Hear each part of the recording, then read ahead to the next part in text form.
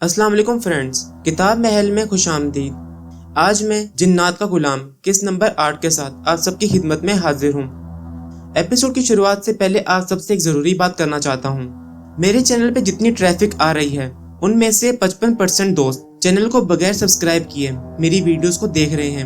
ان پیارے دوستوں سے گزارش ہے کہ اگر آپ کو میرا کنٹینٹ پسند آ رہا ہے تو چینل کو ضرور سبسکرائب کر لیں تاکہ میرے چینل کی گروتھ اور مجھے سپورٹ ملے۔ یہ صرف میرا نہیں، آپ سب کا اپنا کتاب محل ہے۔ آئیے اب ایپیسوڈ کی طرف بڑھتے ہیں۔ انہوں نے میرا ہاتھ تھامے رکھا اور مجھے یوں لگا جیسے وہ مجھ سے کچھ کہنا چاہتے ہیں۔ اچھا ہوا تم آ گئے، وہ آہستہ سے بولے۔ ان کا یہی کہنا میرے اور ان کے وسوسوں کی تصدیق کے لیے کافی تھا۔ وہ مجھے اپنے ساتھ لیے زنان خانے سے باہر نکلے اور خاموش قدموں کے ساتھ اپنے کمرے میں لے گئے۔ راستے میں ہی میں نے انہیں بتا دیا کہ میں حویلی میں کچھ دنوں کے لیے رہنے آیا ہوں۔ پتر جی، تم اپنا امتحان تو دے لو گے، مگر ان کا کیا کرو گے؟ تمہاری چاچی اور وہ بھائی نصیر سب مجھے امتحان میں ڈال رہے ہیں۔ کیوں، کیا ہوا چاچا جی؟ میں نے ان کے کمرے میں پہنچ کر سوال کیا۔ تم نے دیکھا نہیں؟ ان سب کی مت ماری گئی ہے، عقل نام کی شے نہیں ہے ان میں۔ تمہیں پتا ہے، میں تیری چاچی کی بات نہیں ٹالتا، ہے تو وہ بہت اچھی، مگر کبھی کبھی ضد پکڑ لیتی ہے تو میں اس کے سامنے ہار جاتا ہوں۔ یہ شاہ صاحب اور ان جنات کا یہاں ڈیرا لگانا مجھے اچھا نہیں لگتا۔ اس نصیر کو دیکھا ہے؟ کمیوں کی طرح اس پیر کی مالش کر رہا تھا۔ شکل سے لگتا ہے پیر؟ کیا ایسے بے نمازے پیر ہوتے ہیں؟ توقف ہے ایسی عقیدت پر۔ نصیر کے والد کو آج پہلی بار میں نے لاچارگی اور غصے کی ملی جلی کیفیت میں دیکھا تھا۔ آپ کا کیا خیال ہے، یہ سب ڈرامہ ہے؟ میں نے پوچھا۔ تمہیں کیا لگتا ہے یہ جنات اس طرح آتے ہیں؟ ٹھیک ہے، میں بزرگ لوگوں کی عزت کرتا ہوں، مگر یہ ریاض شاہ وہ نہیں ہے جو نظر آنے کی کوشش کرتا ہے۔ میں نے کل رات جو منظر دیکھا ہے اسے تا قیامت نہیں بھول سکتا پتر جی۔ بات کیا ہے چاچا جی؟ میں نے پریشان ہو کر پوچھا۔ کل رات، وہ کچھ کہتے کہتے رک گئے۔ شرم و حجاب جیسی کوئی معنی بات تھی جو ان کی زبان کو الفاظ نہیں دے رہی تھی۔ چارپائی پر ڈھیر سے ہو کر گر پڑے۔ چاچا جی، آپ کی طبیعت تو ٹھیک ہے؟ میں ناصر کو بلاتا ہوں۔ میں گھبراہٹ میں کمرے سے جانے لگا تو وہ بولے، رہنے تو اس کم عقل کو، اس کی بھی عقل ماری گئی ہے۔ تم میری بات سنو پتر، میں تو ایک رات ہی میں بوڑھا ہو گیا ہوں، میں تو مر کھپ گیا ہوں پتر۔ کس کو یہ سمجھاؤں کہ ان شیطانوں سے دور رہو، یہ نیکی کے پردے میں گناہ کا کھیل کھیلنے والے لوگ ہیں۔ تم جس کام سے آئے ہو وہ کرتے رہو، اگر تم نے انہیں سمجھانے کی کوشش کی تو یہ تمہیں بھی میری طرح تنہا کر دیں گے۔ میں خاموش ہو کر چاچا جی کا منہ تکنے لگا۔ کل رات کی بات ہے پتر، میں رات کو اسی طرح کی مجلس سے اٹھ کر کمرے میں آ گیا تھا۔ میں دن بھر کا تھکا ہوا تھا، اس لیے آتے ہی سو گیا۔ آدھی رات کو مجھے گھبراہٹ سی ہونے لگی اور مجھے لگا جیسے کوئی شے میرے سینے پر سوار ہے اور میرا گریبان پکڑ کر پھاڑنا چاہتی ہے۔ میں آیت الکرسی پڑھتے ہوئے اٹھا۔ کمرے میں میرا دم گھٹنے لگا تھا۔ میں تازہ ہوا کے لیے کمرے سے باہر نکلا اور باغیچے میں جاتے ہوئے جب مہمان خانے کے پاس سے گزرا تو اندر سے مجھے عجیب خسر پھسر کی آواز سنائی دی۔ مہمان خانے میں شاہ صاحب کو ٹھہرایا گیا ہے۔ میں چونکا اور پریشان بھی ہوا کہ اس وقت یہاں کون ہے اور کیا کر رہا ہے۔ کیا شاہ صاحب جاگ رہے ہیں اور جنات سے بات چیت کر رہے ہیں؟ وہ خسر پھسر کسی عورت کی تھی۔ میں نے مہمان خانے کی کھڑکی کی درز سے اندر دیکھا تو سامنے کا منظر دیکھ کر میرے ہوش اڑ گئے۔ سامنے چٹائی پر زلیخا لیٹی تھی اور اس کے دائیں جانب تمہاری چاچی اور بائیں جانب شاہ صاحب بیٹھے تھے۔ تمہاری چاچی نے سر جھکایا ہوا تھا اور پیر صاحب سے آہستہ آہستہ کچھ کہہ رہی تھی۔ زلیخا کا بدن ساکت تھا۔ میں نے گھڑی پر وقت دیکھا تو رات کے 2 بج رہے تھے۔ مجھے یہ سب کچھ بہت عجیب لگا کہ سب کی نظروں سے چھپ کر یہ کیا ہو رہا ہے، اور پھر نصیر کہاں ہے؟ مجھے اپنی بیٹی کی عصمت کا خیال آیا کہ بدبخت تمہاری چاچی اندھی عقیدت میں یا زلیخا کی کسی پریشانی کی وجہ سے کوئی نقصان نہ کر بیٹھے۔ لہٰذا میں جلدی سے کمرے میں داخل ہو گیا اور غصے سے بولا، یہ کیا ہو رہا ہے رضیہ؟ اس وقت یہاں کیا کر رہی ہو؟ میں نے جب زلیخا کی ماں کو مخاطب کیا تو وہ غصے سے بھنا گئی۔ شاہ صاحب کا چہرہ بھی غصے سے بھر گیا۔ اس وقت میں نے صاف صاف محسوس کیا کہ اس کی آنکھوں میں شیطانیت اور ہوس بھری تھی۔ پتر، مرد کی نظروں کی زبان سمجھ لیتا ہے۔ میری کم عقل بیوی کو نہیں معلوم تھا کہ وہ کیا کرنے جا رہی ہے۔ شاہ صاحب نے جب دیکھا کہ تمہاری چاچی بھی غصے میں ہے تو انہوں نے کہا، بی بی، تمہارے خاوند نے سارا عمل غارت کر دیا ہے، بابا جی ناراض ہو کر چلے گئے ہیں۔ یہ کہہ کر وہ بستر پر جا بیٹھا اور تمہاری چاچی غصے کے مارے کہنے لگی، آپ اس وقت یہاں کیوں آئے ہیں؟ تم یہاں کیا کر رہی ہو؟ اور یہ زلیخا یہاں کیوں سوئی ہوئی ہے؟ میں نے سخت لہجے میں کہا تو تمہاری چاچی کو جیسے میری کیفیت کا اندازہ ہو گیا، فوراً نرم اور خوشامدی لہجہ اختیار کرتے ہوئے بولی، اصل میں زلیخا کو آج دورہ پڑ گیا ہے، کب سے بے ہوش پڑی ہے۔ میں نے شاد صاحب کو بتایا تو وہ کہنے لگے اسے یہاں لے آئیں۔ جب یہ بے ہوش تھی تو اسے کون لایا تھا؟ میں نے پوچھا۔ وہ کن اکھیوں سے پیر صاحب کی طرف دیکھنے لگی۔ بابا جی اٹھا کر لائے ہیں اسے۔ نصیر کہاں ہے؟ وہ سویا پڑا ہے، رضیہ بولی۔ رضیہ بی بی لگتا ہے تمہارے نصیب بھی سونے والے ہیں، اس بے غیرت کو اٹھا لیا ہوتا۔ مجھے اٹھا لیتی، لیکن اس طرح گھر کے مردوں سے چھپ چھپا کر میری بیٹی کو یہاں کیوں لے آئی؟ میں غصے سے چلایا، اٹھاؤ اسے، میں نے کہا۔ یہ بے ہوش ہے۔ رضیہ گھبرانے لگی تھی یا اسے میری باتوں کی سمجھ آنے لگی تھی۔ میں زلیخا کے پاس جا بیٹھا اور اسے اٹھانے لگا۔ میری دوسری آواز پر وہ اٹھ پڑی۔ اس کے سر پر دوپٹہ بھی نہیں تھا، بال اس کے کھلے پڑے تھے اور چہرے پر ویرانی اور زردی تھی۔ میں نے اس سے پہلے اپنی بیٹی کی یہ حالت نہیں دیکھی تھی۔ مجھے یوں لگ رہا تھا جیسے اس کا کسی نے لہو چوس لیا ہے۔ مردہ سی آنکھیں ہو گئی تھیں اس کی۔ مجھے دیکھتے ہی حواس باختہ ہو گئی اور اپنا دوپٹہ ڈھونڈنے لگی تھی۔ میں نے اپنا کپڑا اس کے سر پر ڈالا اور کہا، اٹھ میرے بچے، تو یہاں کیسے آ گئی؟ مجھے کیا ہوا ہے؟ میں یہاں کہاں ہوں؟ وہ کمرے کا جائزہ لینے لگی تو اس کی نظریں شاہ صاحب پر پڑیں۔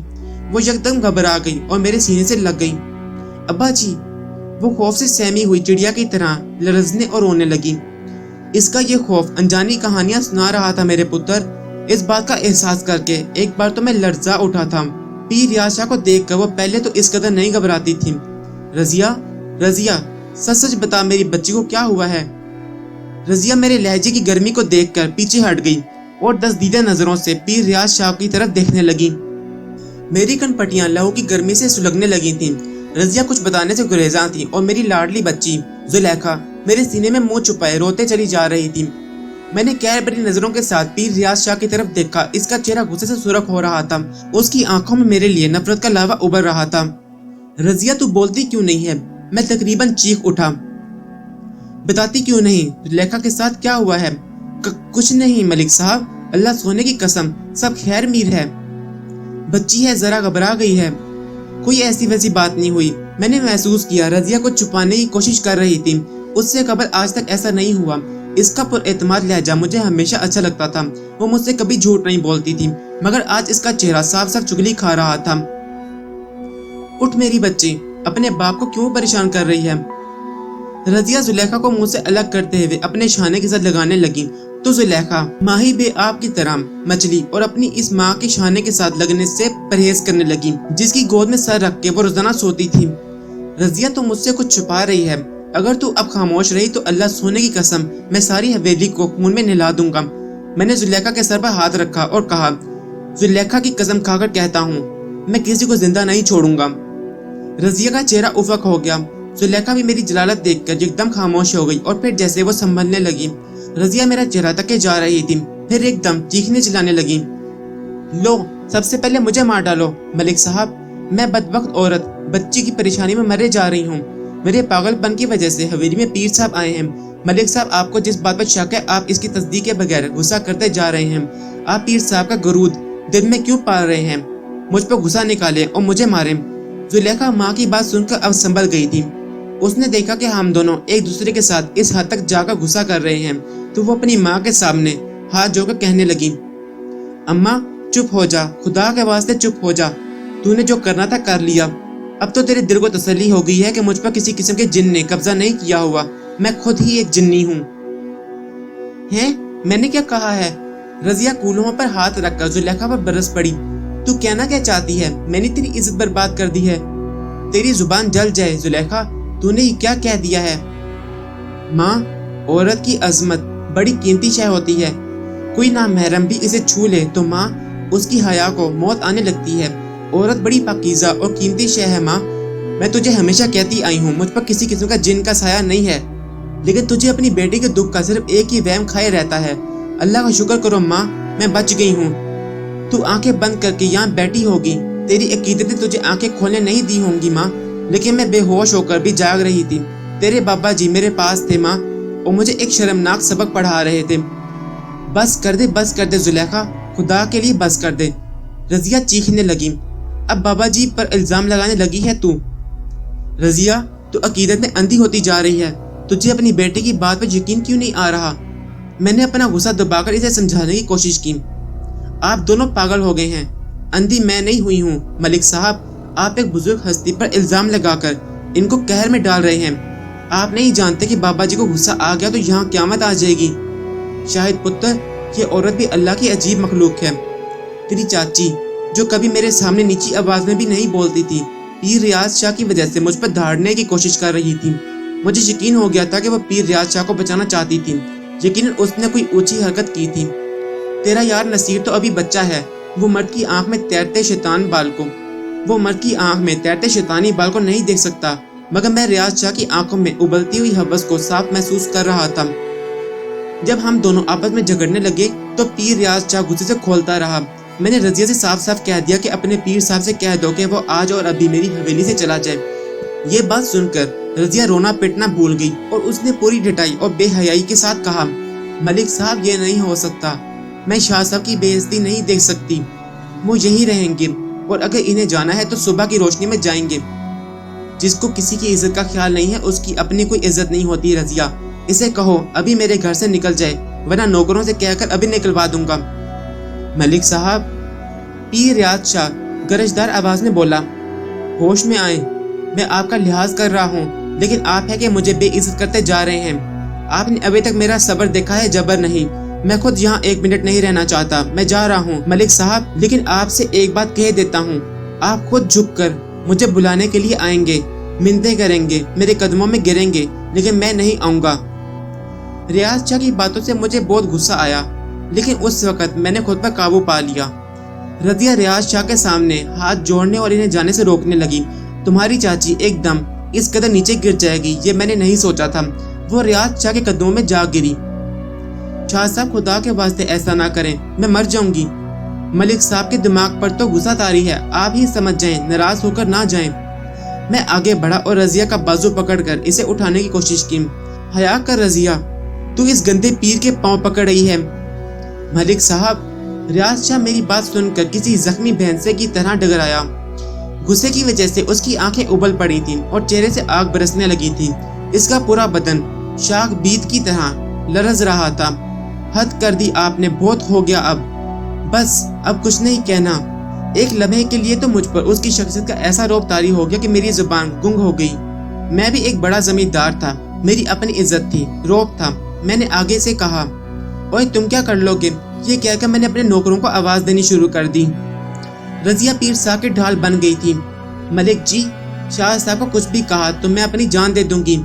आप ये तमाशा बंद करें। जुलेखा ने सूरत हाल देखी तो न जाने इसे क्या हुआ और एक जोरदार भयानक चीख के साथ बेहोश हो गई। हाय, मैं मर गई अब्बा जी। इसके ये अल्फाज सुनकर मेरा दिमाग घूम गया। मैंने फौरन पलट कर देखा, उसके मुंह से सफेद झाग बह रही थी और वो फर्श पर चकराकर गिर गई। रजिया उसकी तरफ लपकी और मैंने रियाज शाह का गिरबान पकड़ लिया।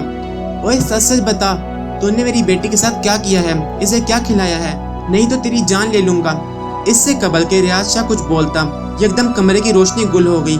अलबत्ता बाहर से आने वाली रोशनी से अंधेरे में भी हल्का हल्का सा उजाला था।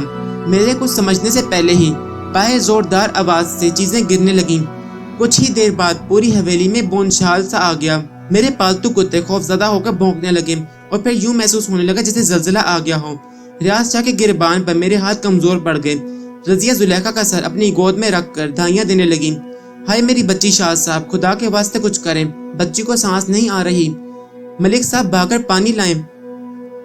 जुलेखा की बिगड़ती हुई हालत और हवेली में बर्पा होने वाले बोनचाल ने मुझे बौखला कर रख दिया। मैंने कहर आलो नजरों से रियाज शाह को घूरा और बेबसी से इसका गिरबान छोड़ा तो कमीनगी से भरपूर एक शैतानी मुस्कुराहट उसके लबों पर नाचने लगी। मलिक साहब, वो ससराती आवाज में बोला, आपसे मेरा एक रिश्ता है जिसकी वजह से मैं आप पर हाथ नहीं उठा सकता। मैंने चौंक कर इसकी तरफ देखा तो वो मायने के अंदाज में मुस्कुराता हुआ पीछे को मुड़ गया। मलिक साहब पानी लाएं। मैं बेबसी से बाहर निकलने लगा तो बाहर से नौकरों के चीखने की आवाज आई। मलिक साहब, जिन्होंने हवेली पर हमला कर दिया है। मैंने बाहर निकल कर देखा, हवेली की राहदारी में बड़े बड़े गमले किसी ने उठाकर दूर दूर तक फेंक दिए थे और पूरी राहदारी मट्टी, पत्थरों और पौधों से भरी हुई थी। میں جو ہی باہر نکلا کسی نادیدہ وجود نے ایک بڑا سا گملہ اٹھایا اور میرے قدموں میں اتنے زور سے پھینکا کہ اگر میں 1 انچ بھی آگے بڑھا ہوتا تو میرا پاؤں کچل گیا ہوتا۔ نہیں، خبردار، رک جاؤ۔ عقب سے ریاض شاہ کی آواز آئی۔ اس کے ساتھ ہی مجھے محسوس ہوا کہ میرے پاس سے گرم ہواؤں کا ایک بگولا تیزی سے گزرا ہے۔ میں ٹوٹے پھوٹے گملوں سے گزر کر پانی لے آیا اور بے ہوش زلیخا کو پلانے کی کوشش کرنے لگا۔